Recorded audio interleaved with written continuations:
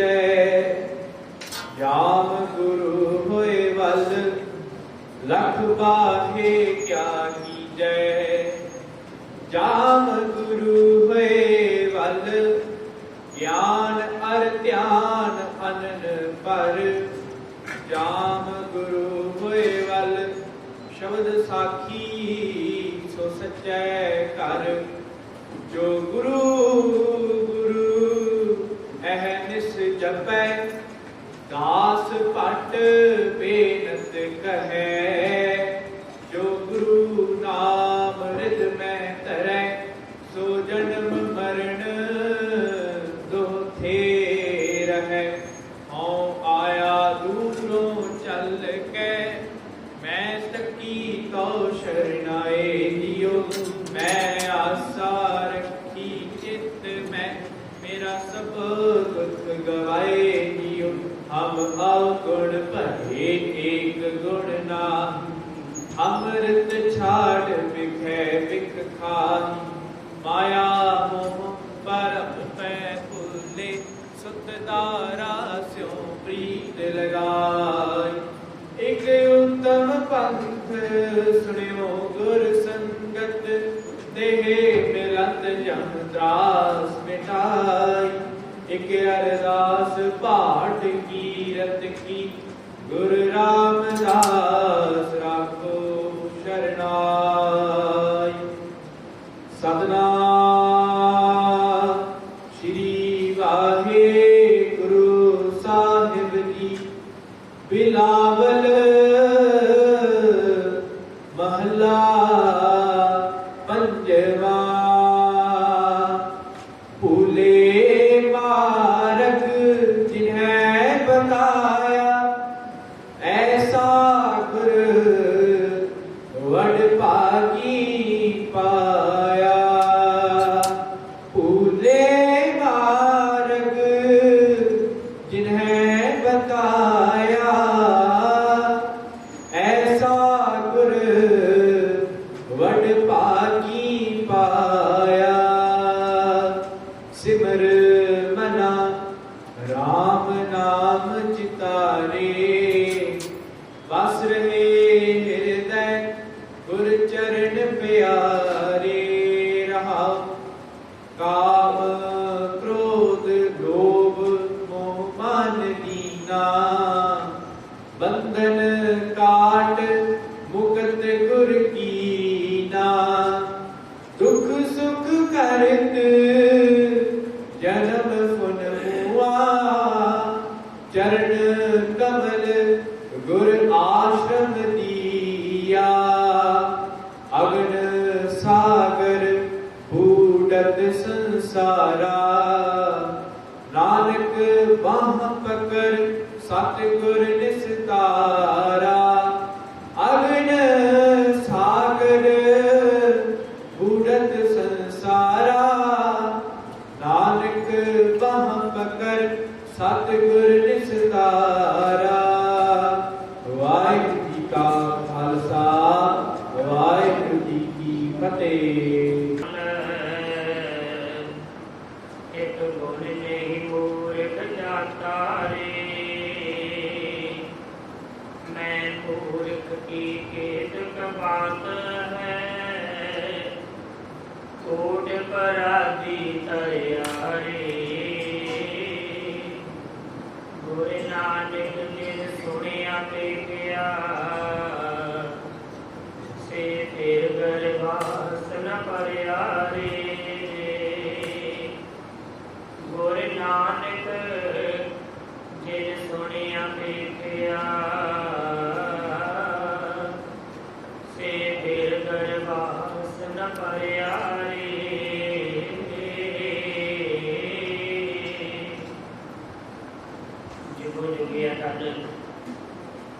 शब्द गुरु धन धन साहिब श्री गुरु ग्रंथ साहिब जी की पावन पवित्र रसोई अंदर जुड़ बैठी गुरु प्यारी गुरु सवारी गुरु रूप साध संत जीओ। आप सब बड़े ही धनता के पात्र हो जो कि अमृत वेले के जवाना दी हाजरियां करके ਆਪਣੇ ਜੀਵਨ ਦੀਆਂ ਅਮੋਲਕ ਘੜੀਆਂ ਨੂੰ ਸਫਲਾ ਕਰਨ ਦਾ ਯਤਨ ਕਰ ਰਹੇ ਹੋ। ਗੁਰੂ ਸਾਹਿਬ ਜੀ ਨੇ ਅਪਾਰ ਬਖਸ਼ਿਸ਼ ਰਹਿਮਤ ਕਿਰਪਾ ਕੀਤੀ ਹੈ। ਸਾਨੂੰ ਸਾਰਿਆਂ ਨੂੰ ਰਲ ਮਿਲ ਕੇ ਸਤ ਸੰਗਤ ਵਿੱਚ ਹਾਜ਼ਰੀਆਂ ਭਰਨ ਦਾ ਇਹ ਮਹਾਨ ਸਮਾਂ ਅਤੇ ਬਲ ਉਦਮ ਚਾਉ ਉਤਸ਼ਾਹ ਬਖਸ਼ਿਆ ਹੈ। ਆਪ ਜੀ ਨੇ ਪਾਵਨ ਪਵਿੱਤਰ ਹੁਕਮਨਾਮਾ ਸਾਹਿਬ ਸਰਵਣ ਕੀਤਾ ਹੈ, ਜੋ ਕਿ ਗੁਰੂ ਨਾਨਕ ਦੇ ਪੰਜਵੇਂ ਸਰੂਪ ਸਾਹਿਬ ਸ੍ਰੀ ਗੁਰੂ ਅਰਜਨ ਦੇਵ ਜੀ ਦੇ ਮੁਬਾਰਕ ਰਸਨਾ ਤੋਂ ਉਚਾਰਨ ਕੀਤੀ ਹੋਈ ਪਾਵਨ ਪਵਿੱਤਰ ਬਾਣੀ ਬਿਲਾਵਲ ਰਾਗ ਦੇ ਅੰਦਰ ਸਾਹਿਬ ਸ੍ਰੀ ਗੁਰੂ ਗ੍ਰੰਥ ਸਾਹਿਬ ਜੀ ਦੇ ਪਾਵਨ ਅੰਗ 803 ਅਤੇ 4 ਉੱਪਰ ਸੁਭਾਈਮਾਨ ਹੈ। ਜੋ ਸ਼ਬਦ ਦੇ ਮੁਤਾਬਕ ਸੀਮਤ ਸਮੇਂ ਦੇ ਵਿੱਚ ਅਸੀਂ ਗੁਰੂ ਸ਼ਬਦ ਦੀ ਵਿਚਾਰ ਕਰਨੀ ਹੈ। ਗੁਰੂ ਸਾਹਿਬ ਜੀ ਕਿਰਪਾ ਕਰਨ ਆਪ ਵਿੱਚ ਵਿਚਰ ਕੇ ਗੁਰੂ ਸ਼ਬਦ ਦੀ ਵਿਚਾਰ ਕਰਵਾ ਲੈਣ। ਗੁਰੂ ਸ਼ਬਦ ਦੀ ਵਿਚਾਰ ਸ਼ੁਰੂ ਕਰਨ ਤੋਂ ਪਹਿਲਾਂ ਝੁਕਾਓ ਸਾਹਿਬਾਂ ਨੂੰ ਸੀਸ, ਦਾਸ ਨੂੰ ਬਖਸ਼ੋ ਅਸੀਸ। ਕੋਈ ਵੀ ਰਸਨਾਵਾਂਝੀ ਨਾ ਰਹਿ ਜਾਵੇ। ਬੜੇ ਹੀ ਆਦਰ ਪਿਆਰ ਸਤਿਕਾਰ ਦੇ ਨਾਲ ਸਾਰੇ ਹੀ ਕਰੋ ਜੀ ਗੁਰ ਫਤਿਹ ਦੀ ਸਾਂਝ। ਵਾਹਿਗੁਰੂ ਜੀ ਕਾ ਖਾਲਸਾ, ਵਾਹਿਗੁਰੂ ਜੀ ਕੀ ਫਤਿਹ। ਬਿਲਾਵਲ ਮਹੱਲਾ ਪੰਜਵਾਂ। ਭੁੱਲੇ ਮਾਰਗ ਜਿਨਹਿ ਬਤਾਇਆ, ਐਸਾ ਗੁਰ ਵਡ ਭਾਗੀ ਪਾਇਆ। ਇਸ ਪਾਵਨ ਪਵਿੱਤਰ ਹੁਕਮਨਾਮਾ ਸਾਹਿਬ ਵਿੱਚ ਗੁਰੂ ਸਾਹਿਬ ਜੀ ਨੇ ਇਸ ਗੱਲ ਨੂੰ ਸਪਸ਼ਟ ਕੀਤਾ ਹੈ, ਜਦੋਂ ਮਨੁੱਖ ਗੁਰੂ ਵਾਲਾ ਹੁੰਦਾ ਹੈ ਫਿਰ ਉਹਨੂੰ ਪਤਾ ਲੱਗਦਾ ਹੈ ਕਿ ਤਾਂ ਬੜੇ ਵੱਡੇ ਭਾਗਾਂ ਦੀ ਨਿਸ਼ਾਨੀ ਹੈ। ਬੜੇ ਵੱਡੇ ਭਾਗ ਹੋ ਗਏ, ਗੁਰੂ ਸਾਹਿਬ ਦੇ ਲੜ ਲੱਗ ਗਏ। ਜਦੋਂ ਮਨੁੱਖ ਗੁਰੂ ਸਾਹਿਬ ਦੇ ਲੜ ਲੱਗਦਾ ਹੈ, ਗੁਰੂ ਗਿਆਨ ਦੀ ਦਾਤ ਦਿੰਦਾ ਹੈ, ਸਤ ਸੰਗਤ ਕਰਦਾ ਹੈ, ਫਿਰ ਜੋ ਪਿਛਲਾ ਜੀਵਨ ਹੈ ਉਹ ਚੇਤੇ ਆਉਂਦਾ ਹੈ। ਹੁਣ ਤੱਕ ਭੁਲੇਖੇ ਵਿੱਚ ਹੀ ਰਹੇ, ਐਵੇਂ ਭਟਕਣਾ ਵਿੱਚ ਪਾਏ ਰਹੇ, ਐਵੇਂ ਅਗਿਆਨਤਾ ਵਿੱਚ ਪਾਏ ਰਹੇ। ਉਹ ਸਮਾਂ ਤਾਂ ਐਵੇਂ ਖਰਾਬ ਹੀ ਕੀਤਾ ਹੈ। ਮਨੁੱਖ ਫਿਰ ਪਛਤਾਉਂਦਾ ਹੈ, ਪਹਿਲਾਂ ਗੁਰੂ ਸਾਹਿਬ ਦੇ ਲੜ ਕਿਉਂ ਨਾ ਲੱਗੇ, ਪਹਿਲਾਂ ਗੁਰੂ ਵਾਲੇ ਕਿਉਂ ਨਾ ਹੋਏ। ਇਸ ਪਾਵਨ ਸ਼ਬਦ ਵਿੱਚ ਗੁਰੂ ਸਾਹਿਬ ਜੀ ਨੇ ਵਡਭਾਗੀ ਸ਼ਬਦ ਵਰਤੇ ਹੈ। ਥੋੜਾ ਜਿਹਾ ਭਾਗਾਂ ਨੂੰ ਵੀ ਸਮਝਣ ਦੀ ਲੋੜ ਹੈ। ਪਰਮਾਤਮਾ ਨੇ ਜੋ 84 ਲੱਖ ਜੂਨ ਵਿੱਚੋਂ ਇਸ ਸ੍ਰਿਸ਼ਟੀ ਵਿੱਚ ਮਨੁੱਖ ਬਣਾਇਆ ਹੈ, ਮਨੁੱਖ ਨੂੰ ਭਾਗਾਂ ਪ੍ਰਤੀ ਸੁਤੰਤਰ ਰੱਖਿਆ ਹੈ। ਇਹ ਭਾਗਾਂ ਦੇ ਪ੍ਰਤੀ ਸੁਤੰਤਰ ਹੈ। ਇਹ ਆਪਣੇ ਭਾਗ ਚੰਗੇ ਵੀ ਬਣਾ ਸਕਦਾ ਹੈ, ਮਾੜੇ ਵੀ ਬਣਾ ਸਕਦਾ ਹੈ। ਮਨੁੱਖ ਆਪਣੇ ਭਾਗ ਉੱਚੇ ਵੀ ਕਰ ਸਕਦਾ ਹੈ, ਨੀਵੇਂ ਵੀ ਕਰ ਸਕਦਾ ਹੈ। ਕਿਸਮਤ ਚੰਗੀ ਵੀ ਬਣਾ ਸਕਦਾ ਹੈ, ਮਾੜੀ ਵੀ ਬਣਾ ਸਕਦਾ ਹੈ। ਇਹ ਮਨੁੱਖ ਦੇ ਆਪਣੇ ਹੱਥ ਹੈ। ਪਰਮਾਤਮਾ ਨੇ ਇਹਨੂੰ ਸੁਤੰਤਰ ਕਰ ਦਿੱਤਾ ਹੈ। ਭਾਵੇਂ ਤੂੰ ਭਾਗ ਚੰਗੇ ਬਣਾ, ਭਾਵੇਂ ਮਾੜੇ ਬਣਾ, ਕਿਸਮਤ ਚੰਗੀ ਬਣਾ ਲੈ, ਮਾੜੀ ਬਣਾ ਲੈ, ਇਹ ਮਨੁੱਖਾ ਤੇਰੇ ਹੱਥ ਹੈ।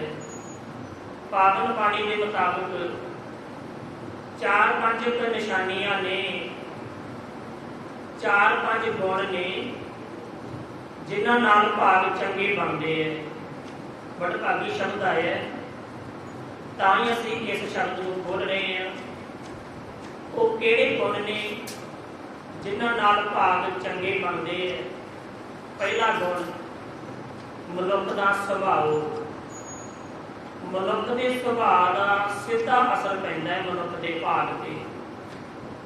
ਮਨੁੱਖ ਦੇ ਸੁਭਾਅ ਦਾ ਡਾਇਰੈਕਟ ਅਸਰ ਪੈਂਦਾ ਹੈ ਇਹਦੀ ਕਿਸਮਤ ਤੇ। ਜੇ ਮਨੁੱਖ ਦਾ ਸੁਭਾਅ ਚੰਗਾ ਹੈ, ਮਿਲਣਸਾਰ ਹੈ, ਸਹਿਣਸ਼ੀਲਤਾ ਵਾਲਾ ਹੈ, ਸੁਭਾਅ ਵਿੱਚ ਗੁਣ ਹਨ, ਭਾਗ ਚੰਗੇ ਹੋਣਗੇ ਹੀ ਹੋਣਗੇ। ਜੇ ਮਨੁੱਖ ਦਾ ਸੁਭਾਅ ਕਠੋਰ ਪੁਣੇ ਵਾਲਾ ਹੈ, ਕਠੋਰ ਹੈ, ਪੱਥਰ ਦਿਲ ਹੈ, ਸੁਭਾਅ ਵਿੱਚ ਸਹਿਣਸ਼ੀਲਤਾ ਨਹੀਂ ਹੈ, ਸੁਭਾਅ ਵਿੱਚ ਔਗਣ ਵਸਾ ਲਏ ਨੇ ਮਨੁੱਖ ਨੇ, ਉਹ ਭਾਗ ਮਾੜੇ ਹੋਣਗੇ ਮਨੁੱਖ ਦੇ ਆਪਣੇ ਸਾਰੇ ਹੈ। ਜੇ ਭਾਗ ਚੰਗੇ ਬਣਾਉਣੇ ਹੈ, ਕਿਸਮਤ ਚੰਗੀ ਕਰਨੀ ਹੈ, ਪਹਿਲਾ ਗੁਣ ਹੈ ਸੁਭਾਅ ਦਾ ਚੰਗਾ ਹੋਣਾ, ਸੁਭਾਅ ਵਿੱਚ ਨਿਮਰਤਾ ਦਾ ਹੋਣਾ, ਸੁਭਾਅ ਵਿੱਚ ਸਹਿਣਸ਼ੀਲਤਾ ਦਾ ਹੋਣਾ, ਸੁਭਾਅ ਵਿੱਚ ਗੁਣਾਂ ਦਾ ਹੋਣਾ ਬੜਾ ਜ਼ਰੂਰੀ ਹੈ। ਦੂਜਾ ਗੁਣ, ਮਨੁੱਖ ਦੀ ਬੋਲੀ ਬੜਾ ਅਸਰ ਪਾਉਂਦੀ ਹੈ। ਜੇ ਮਨੁੱਖ ਦੀ ਸ਼ਬਦਾਵਲੀ ਮਿੱਠ ਬੋਲਣੀ ਹੈ, ਬੋਲ ਸ਼ਹਿਦ ਵਰਗੇ ਮਿੱਠੇ ਨੇ, ਕਿੱਥੇ ਕਿਵੇਂ ਤੇ ਕੀ ਬੋਲਣਾ ਹੈ, ਇਹ ਮਨੁੱਖ ਨੂੰ ਜਾਂਚ ਆ ਗਈ, ਇਹ ਸਿੱਖ ਲਿਆ, ਉਹ ਭਾਗ ਚੰਗੇ ਹੋਣਗੇ। ਜਦੋਂ ਜਨਮ ਹੁੰਦਾ ਹੈ, 2.5 ਸਾਲ ਦੀ ਉਮਰ 'ਚ ਮਨੁੱਖ ਬੋਲਣਾ ਸਿੱਖ ਜਾਂਦਾ ਹੈ। ਤਕਰੀਬਨ 2.5-3 ਸਾਲ ਦੀ ਉਮਰ ਵਿੱਚ ਬੱਚਾ ਬੋਲਣਾ ਸਿੱਖ ਲੈਂਦਾ ਹੈ, ਪਰ ਕਿੱਥੇ ਕਦੋਂ ਕਿਵੇਂ ਤੇ ਕੀ ਬੋਲਣਾ ਹੈ, ਇਹ ਹੋ ਸਕਦਾ ਹੈ 100 ਸਾਲ ਦੀ ਉਮਰ ਤੱਕ ਵੀ ਨਾ ਸਿੱਖੇ, 100 ਸਾਲ ਦੀ ਉਮਰ ਤੱਕ ਵੀ ਇਹ ਅਕਲ ਨਾ ਆਵੇ ਕਿੱਥੇ ਕਿਵੇਂ ਤੇ ਕੀ ਬੋਲਣਾ ਹੈ। ਦੂਸਰਾ, ਇਹ ਭਾਗਾਂ ਤੇ ਬੜਾ ਅਸਰ ਪਾਉਂਦਾ ਹੈ। ਮਨੁੱਖ ਦੀ ਸ਼ਬਦਾਵਲੀ ਪਿਆਰ ਵਾਲੀ ਹੋਵੇ, ਪ੍ਰੇਮ ਵਾਲੀ ਹੋਵੇ, ਸ਼ਬਦਾਵਲੀ ਸ਼ੁੱਧ ਹੋਵੇ, ਪਵਿੱਤਰ ਹੋਵੇ, ਇੱਕ ਸ਼ਬਦ ਸਤਿਕਾਰਯੋਗ ਹੋਵੇ, ਅਤੇ ਸੁਭਾਅ ਦੇ ਦੂਸਰਾ ਆ ਗਿਆ ਗੁਣ ਸ਼ਬਦਾਵਲੀ, ਕਿੱਥੇ ਕਿਵੇਂ ਤੇ ਕੀ ਬੋਲਣਾ ਹੈ, ਇਸ ਗੱਲ ਦਾ ਮਨੁੱਖ ਨੂੰ ਪਤਾ ਹੋਵੇ, ਕਿੱਥੇ ਬੋਲਣਾ ਹੈ, ਕਿੱਥੇ ਚੁੱਪ ਰਹਿਣਾ ਹੈ। ਕਈ ਮਨੁੱਖ ਐਸੇ ਹੁੰਦੇ ਹੈ ਜਿੱਥੇ ਚੁੱਪ ਰਹਿਣ ਦੀ ਲੋੜ ਆ ਉੱਥੇ ਫਾਲਤੂ ਹੀ ਬੋਲੀ ਜਾਣੇ, ਜਿੱਥੇ ਬੋਲਣ ਦੀ ਲੋੜ ਆ ਉੱਥੇ ਚੁੱਪ ਕਰ ਜਾਣੇ, ਬੋਲਣਾ ਨਹੀਂ ਨਾ ਸਿੱਖਿਆ। ਬੋਲੀ ਦਾ ਬੜਾ ਅਸਰ ਪੈਂਦਾ ਹੈ ਭਾਗਾਂ ਤੇ, ਕਿਸਮਤ ਤੇ। ਜੇ ਬੋਲਣਾ ਆ ਗਿਆ, ਇਹ ਭਾਗ ਚੰਗੇ ਹੋਣਗੇ। ਇਹਨਾਂ ਭਾਗਾਂ ਨੂੰ ਕੋਈ ਮਾੜਾ ਕਰ ਹੀ ਨਹੀਂ ਸਕਦਾ। ਪਹਿਲਾ ਗੁਣ ਸੁਭਾਅ ਦਾ ਵਧੀਆ ਹੋਣਾ, ਗੁਣਵਾਨ ਹੋਣਾ। ਦੂਸਰਾ ਗੁਣ ਸ਼ਬਦਾਵਲੀ ਦਾ, ਬੋਲੀ ਦਾ ਬੜਾ ਅਸਰ ਪੈਂਦਾ ਹੈ। ਜੇ ਭਾਗ ਚੰਗੇ ਕਰਨੇ ਹੈ, ਮਨੁੱਖ ਦੇ ਆਪਣੇ ਹੱਥ ਹੈ। ਤੀਜਾ ਗੁਣ ਉੱਚਾ ਸੁੱਚਾ ਕਰੈਕਟਰ, ਉੱਚਾ ਸੁੱਚਾ ਚਰਿੱਤਰ। ਜੇ ਧਨ ਹੋ ਗਿਆ, ਦੁਬਾਰਾ ਕਮਾਇਆ ਜਾ ਸਕਦਾ ਹੈ, ਕੋਈ ਵੱਡੀ ਗੱਲ ਨਹੀਂ। ਗੱਡੀ ਚੋਰੀ ਹੋ ਗਈ, ਦੁਬਾਰਾ ਖਰੀਦੀ ਜਾ ਸਕਦੀ ਹੈ, ਕੋਈ ਗੱਲ ਨਹੀਂ। ਜ਼ਮੀਨ ਜਾਇਦਾਦ ਵਿਕ ਵੀ ਦੁਬਾਰਾ ਬਣ ਸਕਦੀ ਹੈ, ਐਡੀ ਗੱਲ ਨਹੀਂ ਹੈ। ਪਰ ਜੇ ਕਰੈਕਟਰ ਹੋ ਗਿਆ ਨਾ, ਜੇ ਚਰਿੱਤਰ ਹੋ ਗਿਆ, ਇਹ ਦੁਬਾਰਾ ਨਹੀਂ ਮਿਲਣਾ। ਚਰਿੱਤਰ ਦਾ ਭਾਗਾਂ ਤੇ ਬਹੁਤ ਵੱਡਾ ਅਸਰ ਪੈਂਦਾ ਹੈ। ਜਿਸ ਮਨੁੱਖ ਦਾ ਚਰਿੱਤਰ ਉੱਚਾ ਸੁੱਚਾ ਹੈ, ਜਿੰਨਾ ਉੱਚਾ ਸੁੱਚਾ ਚਰਿੱਤਰ ਹੈ, ਉਨੇ ਹੀ ਉੱਚੇ ਸੁੱਚੇ ਭਾਗ ਹੋਣਗੇ। ਭਾਗਤ ਬਾਣੀ ਦੇ ਮੁਤਾਬਕ ਤੁਹਾਡੇ ਨਾਲ ਵਿਚਾਰਾਂ ਕਰ ਰਹੇ ਹਾਂ। ਇੱਕ ਗੁਣ ਦੇ ਪ੍ਰਮਾਣ ਵੀ ਬਾਣੀ ਨੇ ਦਿੱਤੇ ਹੈ, ਪਰ ਇੰਨਾ ਖੁਲਾਸਾ ਕਰੀਏ ਉਹਨਾਂ ਸਮਾਂ ਨਹੀਂ ਹੁੰਦਾ, ਸਮੇਂ ਦੇ ਮੁਤਾਬਕ ਚੱਲਣਾ ਪੈਂਦਾ ਹੈ। ਪਹਿਲਾ ਗੁਣ ਸੁਭਾਅ, ਦੂਸਰਾ ਗੁਣ ਹੋਣਾ ਚਾਹੀਦਾ ਸ਼ਬਦਾਵਲੀ, ਬੋਲੀ ਦਾ। ਤੀਸਰਾ ਗੁਣ ਆ ਗਿਆ ਚਰਿੱਤਰ। ਮਨੁੱਖ ਦਾ ਜੇ ਚਰਿੱਤਰ ਨੀਵਾਂ ਹੋ ਗਿਆ, ਭਾਗ ਨੀਵੇਂ ਹੋ ਗਏ। ਚਰਿੱਤਰ ਮਾੜਾ ਹੋ ਗਿਆ, ਭਾਗ ਮਾੜੇ ਹੋ ਗਏ, ਕਿਸਮਤ ਮਾੜੀ ਆਪੇ ਹੋ ਜਾਣੀ ਹੈ। ਜਿੰਨਾ ਉੱਚਾ ਚਰਿੱਤਰ, ਉਨੇ ਉੱਚੇ ਭਾਗ। ਇਹ ਬੜੀ ਸੰਭਾਲ ਕੇ ਰੱਖਣ ਵਾਲੀ ਚੀਜ਼ ਹੈ। ਇੱਕ ਵਾਰ ਹੋ ਗਈ ਨਾ, ਦੁਬਾਰਾ ਨਹੀਂ ਮਿਲਣੀ। ਚਰਿੱਤਰ ਦੇ ਨਾਲ ਭਾਗ ਨੇ ਆਪੇ ਮਾੜਾ ਹੋ ਜਾਣੇ। ਤੀਸਰਾ ਗੁਣ ਆ ਗਿਆ ਉੱਚੇ ਚਰਿੱਤਰ ਦਾ। ਚੌਥਾ ਗੁਣ ਜੋ ਵਿਦਵਾਨਾਂ ਨੇ ਦੱਸਿਆ ਹੈ, ਮਨੁੱਖ ਦਾ ਅੰਮ੍ਰਿਤ ਵੇਲੇ ਦਾ ਜਾਗਣਾ। ਜਿਹੜੇ ਮਨੁੱਖ ਦੇ ਕੋਲ ਅੰਮ੍ਰਿਤ ਵੇਲਾ ਹੈ, ਅੰਮ੍ਰਿਤ ਵੇਲੇ ਦੀ ਬੰਦਗੀ ਹੈ, ਉਹਦੇ ਭਾਗ ਉੱਚੇ ਹੋਣਗੇ। ਉਹਨਾਂ ਭਾਗਾਂ ਨੂੰ ਕੋਈ ਨੀਵਾਂ ਨਹੀਂ ਕਰ ਸਕਦਾ। ਭਾਗ ਉੱਚੇ ਆਪੇ ਹੋਣੇ ਹੈ। ਸੋ ਅਰਥਾਂ ਵੱਲ ਚਲੀਏ। ਭੁੱਲੇ ਮਾਰਗ ਜਿਨ੍ਹਾਂ ਬਤਾਇਆ, ਜਿਨ੍ਹਾਂ ਸ਼ਬਦ ਵਰਤਿਆ ਗੁਰੂ ਸਾਹਿਬ ਜੀ ਵਾਸਤੇ, ਜਿਹੜੇ ਗੁਰੂ ਨੇ ਸਾਨੂੰ ਭੁੱਲਿਆ ਹੋਇਆਂ ਨੂੰ ਸਹੀ ਰਸਤਾ ਦਿਖਾ ਦਿੱਤਾ। ਪਹਿਲਾਂ ਗੁਰੂ ਵਾਲੇ ਹੋਣ ਤੋਂ ਪਹਿਲਾਂ ਕਬਰਾਂ ਤੇ ਜਾਣਾ, ਮੜੀਆਂ ਮਸਾਣਾਂ ਤੇ ਜਾਣਾ, ਹੋਰ ਕਰਮ ਕਾਂਡ ਕਰਨੇ, ਅਗਿਆਨਤਾ ਵਿੱਚ ਪੈ ਕੇ ਪਤਾ ਨਹੀਂ ਕਿੰਨੇ ਤਾਗੇ ਤਵੀਤਾਂ ਵਿੱਚ ਪੈਣਾ, ਜਾਦੂ ਟੂਣਿਆਂ ਵਿੱਚ ਪੈਣਾ, ਇਹ ਸੁਭਾਵਿਕ ਗੱਲ ਹੈ। ਇਹ ਸਾਰੇ ਰਸਤੇ ਭੁੱਲੇ ਹੋਏ ਮਨੁੱਖ ਕਰਦੇ ਨੇ, ਜਿਹੜੇ ਮੜੀਆਂ ਮਸਾਣਾਂ ਤੇ ਕਬਰਾਂ ਤੇ ਜਾਂਦੇ ਨੇ, ਜਾਦੂ ਟੂਣਿਆਂ ਵਿੱਚ ਪਏ ਹੋਏ ਨੇ, ਤਾਗੇ ਤਵੀਤਾਂ ਵਿੱਚ ਪਏ ਹੋਏ ਨੇ, ਸਹੀ ਰਸਤੇ ਤੋਂ ਭਟਕੇ ਹੋਏ ਨੇ, ਸਹੀ ਰਾਹ ਤੋਂ ਭਟਕ ਗਏ ਨੇ, ਭੁੱਲੇ ਮਾਰੇ। ਇਸ ਭੁੱਲੇ ਹੋਏ ਰਸਤੇ ਤੋਂ ਜਿਹਨੇ ਬਤਾਇਆ, ਜਿਹਨੇ ਦੱਸ ਦਿੱਤਾ ਕਿ ਇਹ ਰਾਹ ਭੁਲੱਕੜਾਂ ਦਾ ਹੈ, ਤੂੰ ਰਾਹੋਂ ਕਲਾ ਹੋ ਗਿਆ, ਸਹੀ ਰਾਹ ਤੇ ਆ। ਗੁਰੂ ਨਾਨਕ ਨੇ ਸਾਹਿਬ ਸ੍ਰੀ ਗੁਰੂ ਗ੍ਰੰਥ ਸਾਹਿਬ ਜੀ ਨੇ ਦੱਸਿਆ ਸੀਗਾ, ਤੂੰ ਇੱਕ ਅਕਾਲ ਪੁਰਖ ਦਾ ਪੁਜਾਰੀ ਹੋਣੇ। ਗੁਰੂ ਸਾਹਿਬ ਦੱਸਦੇ ਹੈ, ਇੱਕ ਅਕਾਲ ਪੁਰਖ ਨੂੰ ਮੰਨਣਾ, ਜਿਸ ਦਿਨ ਦਾ ਇਹ ਪਤਾ ਲੱਗ ਗਿਆ ਐਸਾ ਗੁਰ ਵਡਭਾਗੀ ਪਾਇਆ। ਫਿਰ ਪਤਾ ਲੱਗਿਆ ਇਹੋ ਜਿਹਾ ਗੁਰੂ ਦਾ ਵੱਡੇ ਭਾਗਾਂ ਨਾਲ ਹੀ ਮਿਲਦਾ, ਵੱਡੀ ਕਿਸਮਤ ਨਾਲ ਹੀ ਮਿਲਦਾ। ਸਿਮਰ ਮਨਾ ਰਾਮ ਨਾਮ ਚਿਤਾਰੇ। ਫਿਰ ਸਮਝ ਆਉਂਦੀ ਹੈ, ਇਹ ਮਨਾ ਤੂੰ ਸਿਮਰਿਆ ਕਰ, ਪਰਮਾਤਮਾ ਦੇ ਨਾਮ ਨੂੰ ਚੇਤੇ ਵਿੱਚ ਲਿਆਇਆ ਕਰ, ਸਿਮਰਤੀ ਵਿੱਚ ਵਸਾਇਆ ਕਰ ਪਰਮਾਤਮਾ ਦੇ ਨਾਮ ਨੂੰ। ਸਿਮਰਨ ਇਕਾਗਰ ਮਨ ਨਾਲ ਕਰਿਆ ਕਰ, ਰਾਮ ਨਾਮ ਚਿਤਾਰੇ। ਬਸ ਰਹੇ ਹਿਰਦੈ ਗੁਰ ਚਰਨ ਪਿਆਰੇ ਰਹਾਓ। ਜਿਨ੍ਹਾਂ ਦੇ ਮਨ ਵਿੱਚ ਇਕਾਗਰਤਾ ਬਣ ਗਈ, ਜਿਵੇਂ ਜਿਵੇਂ ਇਕਾਗਰਤਾ ਬਣੇਗੀ, ਉਵੇਂ ਉਵੇਂ ਗੁਰੂ ਸਾਹਿਬ ਦੇ ਚਰਨ, ਗੁਰੂ ਸਾਹਿਬ ਦਾ ਪਾਵਨ ਸ਼ਬਦ, ਗੁਰੂ ਸਾਹਿਬ ਦੇ ਸ਼ਬਦ ਦੀ ਵਿਚਾਰਧਾਰਾ ਹਿਰਦੇ ਵਿੱਚ ਵਸਦੀ ਜਾਏਗੀ।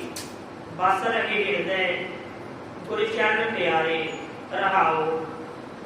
ਜਦੋਂ ਇੱਥੋਂ ਤੱਕ ਅਵਸਥਾ ਬਣ ਗਈ, ਫਿਰ ਸਮਝ ਆਏਗੀ ਕਾਮ ਕ੍ਰੋਧ ਲੋਭ ਮੋਹ ਮਨ ਲੀਨਾ। ਇਹ ਅਵਸਥਾ ਬਣਨ ਤੋਂ ਪਹਿਲਾਂ ਮਨ ਹੈ ਜਿਹੜਾ ਇਹ ਮਸਤ ਰਹਿੰਦਾ ਸੀ। ਮਨ ਕਾਹਦੇ ਵਿੱਚ ਮਸਤ ਰਹਿੰਦਾ ਸੀ? ਕਦੇ ਕਾਮ ਵਿੱਚ, ਕਦੇ ਕ੍ਰੋਧ ਵਿੱਚ, ਕਦੇ ਲੋਭ ਵਿੱਚ, ਕਦੇ ਮੋਹ ਵਿੱਚ। ਮਨ ਲੀਨਾ, ਮਨ ਮਸਤ ਰਹਿੰਦਾ ਸੀ, ਫਸਿਆ ਹੋਇਆ ਸੀ। ਕਾਮ ਕ੍ਰੋਧ ਲੋਭ ਤੇ ਮੋਹ ਸ਼ਬਦ ਵਰਤੇ ਗੁਰੂ ਸਾਹਿਬ ਨੇ। ਇਹਨਾਂ ਵਿੱਚੋਂ ਜੇ ਕ੍ਰੋਧ ਦੀ ਗੱਲ ਕਰੀਏ, ਕ੍ਰੋਧ ਇੱਕ ਐਸਾ ਦੁਸ਼ਮਣ ਹੈ, ਜਿਹੜੇ ਮਨੁੱਖ ਦੇ ਵਿੱਚ ਕ੍ਰੋਧ ਹੈ ਨਾ, ਉਹਨੂੰ ਹੋਰ ਦੁਸ਼ਮਣ ਬਣਾਉਣ ਦੀ ਲੋੜ ਨਹੀਂ ਹੈ। ਜਿਹੜੇ ਮਨੁੱਖ ਵਿੱਚ ਨਿਮਰਤਾ ਹੈ, ਉਹਨੂੰ ਹੋਰ ਮਿੱਤਰ ਬਣਾਉਣ ਦੀ ਵੀ ਲੋੜ ਨਹੀਂ ਹੈ। ਕ੍ਰੋਧ ਸਭ ਤੋਂ ਵੱਡਾ ਦੁਸ਼ਮਣ ਹੈ। ਕ੍ਰੋਧੀ ਮਨੁੱਖ ਆਪ ਵੀ ਬੇਚੈਨ ਰਹੇਗਾ, ਦੂਜਿਆਂ ਨੂੰ ਵੀ ਬੇਚੈਨ ਕਰੇਗਾ। ਸਭ ਤੋਂ ਵੱਡਾ ਦੁਸ਼ਮਣ ਹੈ ਮਨੁੱਖ ਦਾ ਕ੍ਰੋਧ। ਇਦੋਂ ਤੱਕ ਕਿਹਾ ਵਿਦਵਾਨਾਂ ਨੇ, ਕ੍ਰੋਧ ਇੱਕ ਅਗਨੀ ਹੈ। ਅੱਗ ਦਾ ਕੰਮ ਹੁੰਦਾ ਸਾੜਨਾ। ਜਿਹੜਾ ਮਨੁੱਖ ਕ੍ਰੋਧੀ ਹੈ, ਉਹ ਆਪਣੇ ਅੰਦਰ ਨੂੰ, ਆਪਣੇ ਅਧਿਆਤਮਿਕ ਜੀਵਨ ਨੂੰ, ਆਪਣੇ ਗੁਣਾਂ ਨੂੰ ਸਾੜ ਰਿਹਾ ਹੈ, ਸੁਆਹ ਕਰ ਰਿਹਾ ਹੈ। ਪਤਾ ਲੱਗ ਗਿਆ ਮਨ ਇਹਨਾਂ ਵਿੱਚ ਮਸਤ ਰਹਿੰਦਾ ਸੀ। ਹੁਣ ਜਦੋਂ ਗੁਰੂ ਵਾਲੇ ਹੋ ਗਏ ਆ, ਬੰਧਨ ਕਾਟ ਮੁਕਤ ਗੁਰ ਕੀਨਾ। ਗੁਰੂ ਨੇ ਇਹ ਬੰਧਨ ਕੱਟ ਦਿੱਤੇ, ਗੁਰੂ ਨੇ ਇਹ ਫਾਹੀਆਂ ਕੱਟ ਦਿੱਤੀਆਂ, ਗੁਰੂ ਨੇ ਸੁਭਾਅ ਹੀ ਬਦਲ ਦਿੱਤਾ। ਸੁਭਾਅ ਕਿਵੇਂ ਬਦਲ ਦਿੱਤਾ? ਇਹਨਾਂ ਦੀ ਤਸਵੀਰ ਬਦਲ ਕੇ ਰੱਖ ਦਿੱਤੀ। ਇਹ ਜੀਵਨ ਵਿੱਚੋਂ ਕੱਢੇ ਨਹੀਂ। ਜੋ ਵੀ ਪਰਮਾਤਮਾ ਨੇ ਪਾਇਆ ਸਹੀ ਕਰਕੇ ਪਾਇਆ। ਜਿਹਨੂੰ ਵਰਤਣ ਦੀ ਜਾਂਚ ਆ ਗਈ, ਉਹਦੇ ਵਾਸਤੇ ਇਹ ਚੀਜ਼ਾਂ ਲਾਭਦਾਇਕ ਹੈ। ਜਿਹਨੂੰ ਵਰਤਣਾ ਨਾ ਆਇਆ, ਉਹਦੇ ਵਾਸਤੇ ਨੁਕਸਾਨਦੇਹ ਹੈ। ਮਨੁੱਖ ਨੂੰ ਆਪਣੇ ਆਪ ਨੂੰ ਨਹੀਂ ਪਤਾ ਲੱਗਦਾ ਇਹਨਾਂ ਨੂੰ ਕਿਵੇਂ ਵਰਤਣਾ ਹੈ। ਇਹ ਗੁਰੂ ਸਿਖਾਉਂਦਾ ਹੈ। ਗੁਰੂ ਸਾਹਿਬ ਨੇ ਬੰਧਨ ਕਿਵੇਂ ਕੱਟੇ, ਗੁਰੂ ਸਾਹਿਬ ਨੇ ਮੁਕਤ ਕਿਵੇਂ ਕੀਤਾ। ਕਾਮ, ਜਿਹੜੀ ਕਾਮ ਬਿਰਤੀ ਸੀ ਨਾ, ਉਹ ਰਾਮ ਬਿਰਤੀ ਸ਼ਾਂਤੀ ਵਿੱਚ ਬਦਲ ਦਿੱਤੀ। ਗੁਰੂ ਸਾਹਿਬ ਨੇ ਕ੍ਰੋਧ ਨੂੰ ਨਿਮਰਤਾ ਵਿੱਚ ਬਦਲ ਦਿੱਤਾ। ਗੁਰੂ ਸਾਹਿਬ ਨੇ ਲੋਭ ਨੂੰ ਸੰਤੋਖ ਵਿੱਚ ਬਦਲ ਦਿੱਤਾ। ਗੁਰੂ ਸਾਹਿਬ ਨੇ ਮੋਹ ਨੂੰ ਪ੍ਰੇਮ ਵਿੱਚ ਬਦਲ ਦਿੱਤਾ। ਮੋਹ ਤੇ ਪ੍ਰੇਮ ਦੇ ਵਿੱਚ ਵੀ ਫਰਕ ਹੈ। ਮੋਹ ਹੁੰਦਾ ਸਿਰਫ ਆਪਣਿਆਂ ਨਾਲ, ਦੂਸਰੇ ਦਾ ਨੁਕਸਾਨ ਹੁੰਦਾ ਹੋਵੇ ਪਰ ਮੇਰਾ ਤੇ ਮੇਰੇ ਪਰਿਵਾਰ ਦਾ ਭਲਾ ਹੋਣਾ ਚਾਹੀਦਾ, ਇਹ ਮੋਹ ਹੈ। ਪ੍ਰੇਮ ਹੁੰਦਾ ਸਾਰੀ ਮਨੁੱਖਤਾ ਵਾਸਤੇ। ਜਿੱਥੇ ਪ੍ਰੇਮ ਹੈ ਉੱਥੇ ਮਨੁੱਖ ਦੂਸਰੇ ਨੂੰ ਵੀ ਆਪਣੇ ਵਰਗਾ ਸਮਝੇਗਾ। ਜਿੱਥੇ ਪ੍ਰੇਮ ਹੈ ਉੱਥੇ ਪਤਾ ਲੱਗ ਜਾਏਗਾ ਜੇ ਮੈਨੂੰ ਬੇਇੱਜ਼ਤੀ ਚੰਗੀ ਨਹੀਂ ਨਾ ਲੱਗਦੀ, ਦੂਜੇ ਨੂੰ ਵੀ ਬੇਇੱਜ਼ਤੀ ਚੰਗੀ ਨਹੀਂ ਲੱਗਦੀ। ਮੇਰਾ ਕੋਈ ਨਿਰਾਦਰ ਕਰੇ ਮੈਨੂੰ ਚੰਗਾ ਨਹੀਂ ਨਾ ਲੱਗਦਾ, ਦੂਸਰੇ ਦਾ ਕੋਈ ਨਿਰਾਦਰ ਕਰੇ ਉਹਨੂੰ ਚੰਗਾ ਕਿਵੇਂ ਲੱਗੇਗਾ, ਉਹਨੂੰ ਵੀ ਚੰਗਾ ਨਹੀਂ ਲੱਗਦਾ। ਜੇ ਮੈਨੂੰ ਇਮਾਨਦਾਰੀ ਚੰਗੀ ਲੱਗਦੀ ਹੈ ਦੂਸਰੇ ਨੂੰ ਵੀ ਤਾਂ ਇਮਾਨਦਾਰੀ ਚੰਗੀ ਲੱਗਦੀ ਹੈ। ਮੈਂ ਚਾਹੁੰਦਾ ਮੇਰੇ ਨਾਲ ਕਦੇ ਕੋਈ ਬੇਈਮਾਨੀ ਨਾ ਕਰੇ। ਮੇਰੀ ਸੋਚ ਹੈ ਮੇਰੇ ਨਾਲ ਕਦੇ ਕੋਈ ਫਰੇਬ ਨਾ ਕਰੇ, ਕਦੇ ਕੋਈ ਮੈਨੂੰ ਧੋਖਾ ਨਾ ਦੇਵੇ। ਇਹ ਦੂਸਰੇ ਨੂੰ ਧੋਖਾ ਦੇਣ ਵੇਲੇ ਮਿੰਟ ਲਾਉਂਦਾ ਹੈ। ਦੂਸਰਾ ਵੀ ਤਾਂ ਚਾਹੁੰਦਾ ਹੈ ਮੇਰੇ ਨਾਲ ਕਦੇ ਕੋਈ ਫਰੇਬ ਨਾ ਕਰੇ, ਕਦੇ ਕੋਈ ਮੇਰੇ ਨਾਲ ਠੱਗੀ ਨਾ ਮਾਰੇ, ਕਦੇ ਕੋਈ ਮੈਨੂੰ ਧੋਖਾ ਨਾ ਦੇਵੇ। ਜੇ ਪ੍ਰੇਮ ਪੈਦਾ ਹੋ ਗਿਆ ਮਨੁੱਖ ਆਪਣੇ ਜੀਵਨ ਦੇ ਮੁਤਾਬਕ ਜਿਹੋ ਜਿਹਾ ਮੈਨੂੰ ਚਾਹੀਦਾ ਹੈ ਦੂਜੇ ਨੂੰ ਵੀ ਤਾਂ ਚਾਹੀਦਾ ਹੈ। ਫਿਰ ਉਹ ਇੱਦਾਂ ਸੋਚਣ ਲੱਗ ਜਾਂਦਾ ਹੈ ਬੰਧਨ ਕਾਟ ਮੁਕਤ ਗੁਰ ਕੀਨਾ। ਗੁਰੂ ਨੇ ਇਹਨਾਂ ਮਾਈਆਂ ਨੂੰ ਕੱਟ ਦਿੱਤਾ। ਇਹਨਾਂ ਬੰਧਨਾਂ ਨੂੰ ਕੱਟਣ ਦਾ ਮਤਲਬ ਇਹਨਾਂ ਦੀ ਤਸਵੀਰ ਹੀ ਬਦਲ ਦਿੱਤੀ। ਜਿਹੜੇ ਪਹਿਲਾਂ ਨੁਕਸਾਨ ਕਰ ਰਹੇ ਸੀ ਜੀਵਨ ਦਾ, ਸਰੀਰ ਦਾ ਸਤਿਆਨਾਸ਼ ਕਰ ਰਹੇ ਸੀ, ਜਿਨ੍ਹਾਂ ਵਿੱਚ ਪੈ ਕੇ ਸਮਾਂ ਬਰਬਾਦ ਹੋ ਰਿਹਾ ਸੀ, ਉਹੀ ਹੁਣ ਜੀਵਨ ਦੇ ਭਲੇ ਵਾਸਤੇ ਚੱਲ ਪਏ। ਉਹੀ ਜੀਵਨ ਦੀ ਉਸਾਰੀ ਵਿੱਚ ਲੱਗ ਗਏ। ਉਹਨਾਂ ਨਾਲ ਹੀ ਜੀਵਨ ਸਫਲਾ ਹੋਣਾ ਸ਼ੁਰੂ ਹੋ ਗਿਆ। ਬੰਧਨ ਕਾਟ ਮੁਕਤ ਗੁਰ ਕੀਨਾ, ਦੁੱਖ ਸੁਖ ਕਰਤ ਜਨਮ ਪਨ ਹੁਆ। ਜਿਹੜੇ ਮਨੁੱਖ ਨੇ ਗੁਰੂ ਸਾਹਿਬ ਦੀ ਵਿਚਾਰਧਾਰਾ ਨੂੰ ਨਹੀਂ ਨਾ ਸਮਝਿਆ ਫਿਰ ਪਤਾ ਲੱਗ ਗਿਆ ਜਦੋਂ ਮਨੁੱਖ ਗੁਰੂ ਸਾਹਿਬ ਦਾ ਵਚਨ ਨਹੀਂ ਮੰਨਦਾ, ਜੇ ਥੋੜਾ ਜਿਹਾ ਦੁੱਖ ਆ ਗਿਆ ਫਿਰ ਤਾਂ ਬੜਾ ਮਰੂ ਮਰੂ ਕਰਦਾ, ਸਿਰ ਫੜ ਕੇ ਬਹਿ ਜਾਂਦਾ। ਥੋੜਾ ਜਿਹਾ ਸੁੱਖ ਆ ਗਿਆ ਫਿਰ ਛਾਲਾਂ ਮਾਰਦਾ ਨਹੀਂ ਸਮਾਉਂਦਾ, ਫੁੱਲਿਆਂ ਨਹੀਂ ਸਮਾਉਂਦਾ। ਦੁੱਖ ਸੁੱਖ ਕਰਤ ਜਨਮ ਪਨ ਹੁਆ। ਦੁੱਖ ਵਿੱਚ ਪੈ ਕੇ ਨਿਰਾਸ਼ ਹੋ ਜਾਣਾ। ਥੋੜਾ ਜਿਹਾ ਸੁੱਖ ਆ ਗਿਆ ਬਹੁਤੀਆਂ ਛਾਲਾਂ ਮਾਰਨੀਆਂ, ਇਹ ਮਨਮੁਖਾਂ ਦਾ ਕੰਮ ਹੈ। ਪਰ ਚਰਨ ਕਮਲ ਗੁਰ ਆਸ਼ਰਮ ਦੀਆ। ਜਦੋਂ ਗੁਰੂ ਵਾਲਾ ਹੁੰਦਾ ਗੁਰੂ ਸਾਹਿਬ ਆਪਣੇ ਚਰਨ ਕਮਲਾਂ ਦਾ ਸਹਾਰਾ ਦੇ ਦਿੰਦੇ ਹੈ, ਉਦੋਂ ਮਨੁੱਖ ਦੁੱਖ ਤੇ ਸੁੱਖ ਵਿੱਚ ਇੱਕ ਸਮਾਨ ਹੋ ਜਾਂਦਾ ਹੈ। ਫਿਰ ਕੋਈ ਫਰਕ ਨਹੀਂ ਪੈਂਦਾ। ਦੁੱਖ ਆ ਗਿਆ ਤਾਂ ਵੀ ਕੋਈ ਗੱਲ ਨਹੀਂ, ਸੁੱਖ ਆ ਗਿਆ ਤਾਂ ਵੀ ਕੋਈ ਗੱਲ ਨਹੀਂ। ਗੁਰੂ ਨਾਨਕ ਨੇ ਤਾਂ ਦੁੱਖ ਨੂੰ ਵੀ ਦਾਤ ਕਿਹਾ, ਇਹ ਬੇਦਾਤ ਤੇਰੀ ਦਾਤਾਰ। ਸੱਚੇ ਪਾਤਸ਼ਾਹ ਇਹ ਵੀ ਤਾਂ ਤੇਰੀਆਂ ਦਾਤਾਂ ਨੇ। ਕਿਸੇ ਪਾਸੇ ਦੁੱਖ ਹੈ ਕਿਸੇ ਪਾਸੇ ਭੁੱਖ ਹੈ। ਚਰਨ ਕਮਲ ਗੁਰ ਆਸ਼ਰਮ ਦੀਆ। ਜਦੋਂ ਗੁਰੂ ਨੇ ਚਰਨ ਕਮਲਾਂ ਦਾ ਆਸਰਾ ਦੇ ਦਿੱਤਾ ਫਿਰ ਪਤਾ ਲੱਗ ਗਿਆ ਜੇ ਰੱਬ ਨੇ ਸੁੱਖ ਦੀ ਦਾਤ ਦਿੱਤੀ ਹੈ ਉਹ ਮੈਂ ਬੜੀ ਹੱਸ ਕੇ ਝੋਲੀ ਵਿੱਚ ਪਵਾਈ ਹੈ। ਜੇ ਦੁੱਖ ਦੀ ਦਾਤ ਦੇ ਦਿੱਤੀ ਹੈ ਇਹ ਕਿਸੇ ਹੋਰ ਨੇ ਝੋਲੀ ਵਿੱਚ ਪਵਾਉਣੀ ਹੈ। ਇਹ ਵੀ ਤਾਂ ਹੱਸ ਕੇ ਝੋਲੀ ਵਿੱਚ ਪਵਾ ਲਵਾਂ। ਮਾਲਕ ਹੈ, ਭਾਵੇਂ ਦੁੱਖ ਦੇਵੇ ਸੁੱਖ ਦੇਵੇ। ਵੈਸੇ ਨਾ ਦੁੱਖ ਸੁੱਖ ਮਨੁੱਖ ਦੇ ਕਰਮਾਂ ਮੁਤਾਬਕ ਹੀ ਦਿੰਦਾ ਹੈ ਪਰਮਾਤਮਾ। ਇਹ ਵੀ ਬੜਾ ਵੱਡਾ ਖੁਲਾਸਾ ਹੈ, ਬੜਾ ਵੱਡਾ ਖਿਲਾਰਾ ਹੈ। ਪਰਮਾਤਮਾ ਆਪਣੀ ਮਰਜ਼ੀ ਨਾਲ ਨਾ ਦੁੱਖ ਦਿੰਦਾ ਨਾ ਸੁੱਖ ਦਿੰਦਾ। ਜਿਹੜਾ ਜੀਵਨ ਵਿੱਚ ਦੁੱਖ ਸੁੱਖ ਆਉਂਦਾ ਹੈ ਉਹ ਮਨੁੱਖ ਦੇ ਕੀਤੇ ਹੋਏ ਕਰਮਾਂ ਦੇ ਮੁਤਾਬਕ, ਮਨੁੱਖ ਦੇ ਕੀਤੇ ਹੋਏ ਕਰਮਾਂ ਦੇ ਮੁਤਾਬਕ ਇਹਦੀ ਪ੍ਰਾਰਬਧ ਬਣਦੀ ਹੈ। ਪ੍ਰਾਰਬਧ ਮੁਤਾਬਕ ਹੀ ਇਹਨੂੰ ਦੁੱਖ ਸੁੱਖ ਮਿਲਦਾ ਹੈ। ਗੁਰੂ ਇਹ ਗੱਲ ਸਮਝਾ ਦਿੰਦਾ ਹੈ ਅਗਰ ਸਾਗਰ ਬੂੜਤ ਸੰਸਾਰਾ। ਫਿਰ ਪਤਾ ਲੱਗਦਾ ਹੈ ਸੰਸਾਰ ਤ੍ਰਿਸ਼ਨਾ ਦੀ ਅੱਗ ਵਿੱਚ ਡੁੱਬਦਾ ਜਾ ਰਿਹਾ ਹੈ, ਗਰਕ ਹੁੰਦਾ ਜਾ ਰਿਹਾ ਹੈ। ਪਰ ਨਾਨਕ ਬਾਹ ਪਕੜ ਸਤਿਗੁਰ ਨੇ ਸਤਾਰਾ। ਗੁਰੂ ਨਾਨਕ ਦੇ ਪੰਜਵੇਂ ਸਰੂਪ ਸਾਹਿਬ ਸ੍ਰੀ ਗੁਰੂ ਅਰਜਨ ਦੇਵ ਜੀ ਦਾ ਪ੍ਰਮਾਣ ਹੈ। ਬਾਹ ਪਕੜ सतगुर निस्तारा, जिन्हां ने अपनी बाह गुरु नूं फड़ा दित्ती, जिन्हां दी बाह गुरु ने पकड़ लई, उन्हां दा पार उतारा हो गया। वो संसार समुद्र विच डुੱਬਣੋਂ बच गए, वो संसार समुद्र विच नहीं डुੱਬੇ जिन्हां ने गुरु की गल मन लई। बाह पकड़ का मतलब है गुरु साहिब की विचारधारा के मुताबिक अपनी बुद्धि कर देनी, जां अपनी बुद्धि रूपी बाह गुरु साहिब की विचारधारा को फड़ा लेनी। जो बाह ही फड़ा दी फिर जिधर तेरी मर्जी है उधर ले जा। जे बुद्धि रूपी बाह मन रूपी बाह गुरु साहिब को पकड़ा दी ना, फिर अपनी मन मर्जी नहीं, फिर गुरु साहिब के मुताबिक ही चलना पड़ेगा। फिर का पता लग जाएगा बाबा होर खाना खुशी खुआर, जित खाधा तन पी ली है, मन में चले विकार। फिर पता लगेगा ये रसना तू अनरस राच रही, तेरी प्यास ना जाए। कई बारी ना बड़ा सुनने में मिलता है, बड़े मनुखों तो सुने हैं कि मैनू शुगर हो गया। ये शब्द नहीं वरतना चाहिए, शुगर होया नहीं, ये कहना चाहिए मैं शुगर कर लिया, होया नहीं है। खाण पीण की अणगहली गुरमत की विचारधारा के मुताबिक नहीं खाता। जिवें गुरु साहिब ने दसिया उवें ना वेखिया, ना सुनिया, ना खाधा। कोई भी जो बीमारी लगती है, बहुतियां बीमारियां मनुख आप खरीद दे, खास करके जो शुगर है ना एवं नहीं होंदा। मनुख कहता मैनू हो गया, होया नहीं है। जिन्हों हो गया माफ करना, जो किसी को होया है ये क्या करो मैं कर लिया। आपकी खरीद है मनुख की। खाण पीण में अणगहली की, सावधानी नहीं वरती, मर्यादा नहीं वरती, गुरु साहिब की विचारधारा के आके नहीं लग्या, फिर होया अपने आप तो नहीं ना हो गया।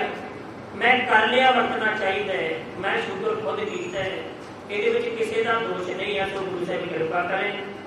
हजूर ने अज की जो गुरु शब्द विचार बख्शी है साढ़े भी जीवन के वस जाए। असी भी कदे अपनी बुद्धि रूपी बाह, अपनी मन रूपी बाह गुरु साहिब को पकड़ा दईए, ताकि साढ़े भी लोग सुखीए परलोक सुहेले। नानक हर प्रभ आपै मेले। इंडिया को विचारा करता हुआ दास हिमंदा जाचक विचारा करते हैं होइया भुल्लां गुरु के संगत बख्शण योग है। कोटानकोट धन्नवाद साहिब श्री गुरु ग्रंथ साहिब जी का, धन्नवाद महापुरुषों का, आप सारिया संगतां का जो इन्हां मान बख्शदे हो। आओ अखीरलियां पंक्तियां दो बार दोहरा के गुरफतेह नाल सांझ करके 2-4 मिनटां असी गुरु साहिबाना का नाम भी जपना है। आओ पहला हुक्मनामा साहिब की संपूर्णता कर लीए।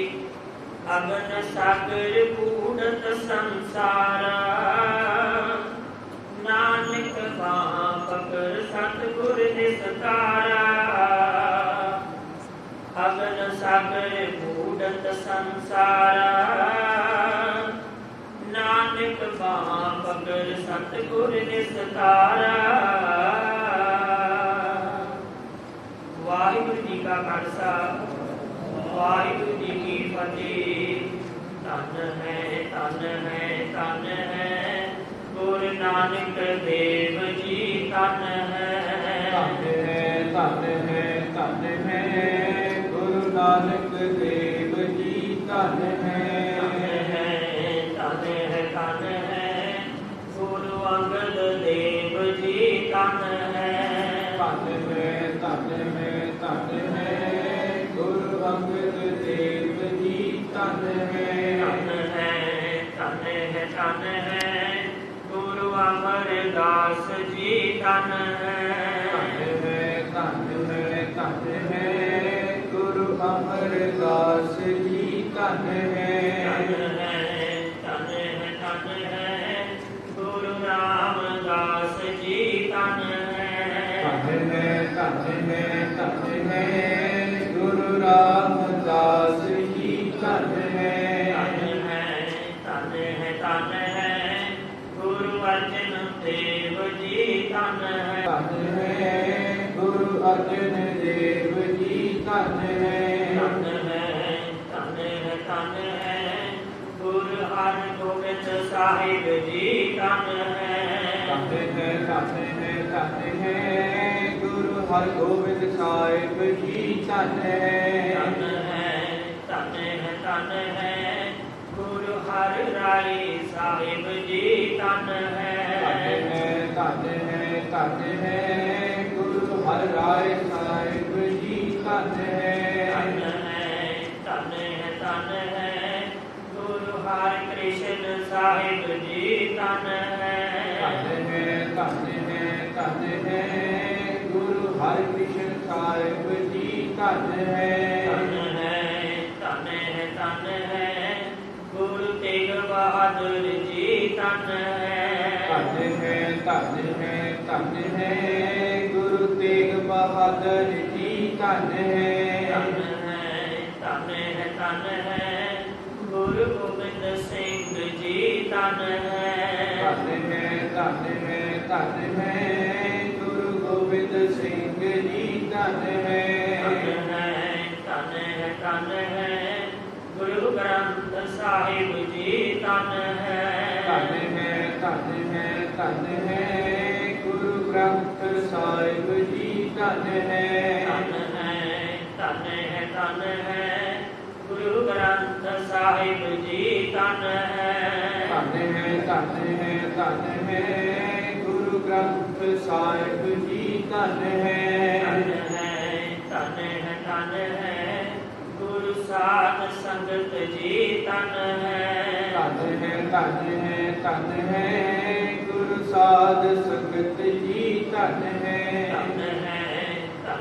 ਧੰਨ ਹੈ ਗੁਰੂ ਪੰਥ ਖਾਲਸਾ ਧੰਨ ਹੈ। ਧੰਨ ਹੈ ਗੁਰੂ ਪੰਥ ਖਾਲਸਾ ਧੰਨ ਹੈ। ਹੋਈਆਂ ਗੁਰਾਂ ਦੀ ਕਿਰਪਾ ਅਖੀਰ ਵਿੱਚ ਸ਼ੁਰੂ ਤੋਂ ਫਤਿਹ ਨਿਸ਼ਾਨ। ਵਾਹਿਗੁਰੂ ਜੀ ਕਾ ਖਾਲਸਾ ਵਾਹਿਗੁਰੂ ਜੀ ਕੀ ਫਤਿਹ। ਬਹੁਤ ਹੀ ਧੰਨਵਾਦ ਹੈ ਭਾਈ ਸਾਹਿਬ ਭਾਈ ਗੁਰਸੇਵਕ ਸਿੰਘ ਜੀ ਦਾ, ਜਿਨ੍ਹਾਂ ਨੇ ਪਾਵਨ ਪਵਿੱਤਰ ਹੁਕਮਨਾਮਾ ਸਾਹਿਬ ਜੀ ਦੀ ਕਥਾ ਸਾਨੂੰ ਸ਼ਰਵਣ ਕਰਵਾਈ ਹੈ। ਭਾਗਾ ਵਾਲੇ ਹਾਂ ਜੋ ਗੁਰੂ ਚਰਨਾਂ ਦੇ ਵਿੱਚ ਜੁੜ ਬੈਠਣ ਦਾ ਸੁਭਾਗ ਸਮਾਂ ਪ੍ਰਾਪਤ ਹੋਇਆ ਹੈ। ਜ਼ਰੂਰੀ ਬੇਨਤੀ ਹੈ ਕਿ ਡਾਕਟਰ ਗੁਰਿੰਦਰ ਮੋਹਨ ਸਿੰਘ ਫਰੀਦਕੋਟ ਤੋਂ ਦੰਦਾਂ ਦੇ ਡਾਕਟਰ, ਜੋ ਹਰ ਬੁੱਧਵਾਰ ਕਰੋਨਾ ਤੋਂ ਪਹਿਲਾਂ ਟਿਕਾਣਾ ਭਾਈ ਜਗਤਾ ਜੀ ਸਾਹਿਬ ਵਿਖੇ ਆ ਕੇ ਆਪਣੀਆਂ ਸੇਵਾਵਾਂ ਦਿੰਦੇ ਸਨ ਅਤੇ ਕਰੋਨਾ ਕਾਲ ਦੇ ਦੌਰਾਨ ਮਹਾਮਾਰੀ ਦੇ ਚਲਦਿਆਂ ਇਹਨਾਂ ਨੇ ਆਪਣੀਆਂ ਸੇਵਾਵਾਂ ਕੁਝ ਸਮੇਂ ਲਈ ਰੋਕ ਦਿੱਤੀਆਂ ਸਨ, ਜੋ ਹੁਣ ਦੁਬਾਰਾ ਤੋਂ ਚਾਲੂ ਹਨ। ਅੱਜ ਦਿਨ ਬੁੱਧਵਾਰ ਡਾਕਟਰ ਗੁਰਿੰਦਰ ਮੋਹਨ ਸਿੰਘ ਜੀ ਫਰੀਦਕੋਟ ਵਾਲੇ ਟਿਕਾਣਾ ਭਾਈ ਜਗਤਾ ਜੀ ਸਾਹਿਬ ਵਿਖੇ ਆਉਣਗੇ। ਸੰਗਤਾਂ ਨੂੰ ਬੇਨਤੀ ਹੈ ਕਿ ਲਾਹੇ ਖੱਟੀਏ ਜੀ। ਵਾਹਿਗੁਰੂ ਜੀ ਕਾ ਖਾਲਸਾ ਵਾਹਿਗੁਰੂ ਜੀ ਕੀ ਫਤਿਹ। ਹੁਣ ਆਸਾ ਦੀ ਵਾਰ ਦੇ ਕੀਰਤਨ ਭਾਈ ਸਾਹਿਬ ਭਾਈ ਸੁਖਦੇਵ ਸਿੰਘ ਜੀ ਪਾਸੋਂ ਸ਼ਰਵਣ ਕਰੀਏ।